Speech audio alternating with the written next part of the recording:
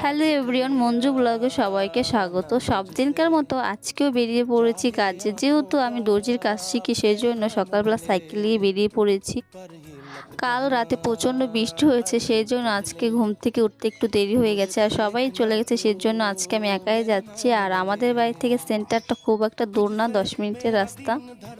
সেন্টারে গিয়েই দেখি মোটামুটি আজকে সবাই চলে আসছে, আর আজকে আমাদেরকে শেখাচ্ছে ব্লাউজ কাটিং। সেটাই সবাই প্র্যাকটিস করছে পেপারে।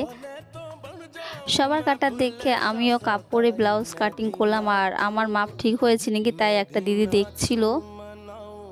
ব্লাউজ কাটিং এর পর গিয়েছিলাম ছাদে। আমি আর একটা বান্ধবী নিয়েছিল জলজিরা। পাশে একটা কাকিকে বলেছিলাম তুমি লঙ্কা আর লবণ নিয়ে এসো। কাকি লঙ্কা লবণ জলজিরা একসঙ্গে মেশাচ্ছিল, আর সেটাই খেয়ে বান্ধবী রিভিউ দিচ্ছিল কেমন। আর এই আমগুলো খেতে খুবই টেস্ট। আর ভিডিওটা ভালো লাগলে লাইক কমেন্ট শেয়ার করে দিও। দেখা হচ্ছে নেক্সট ব্লগে।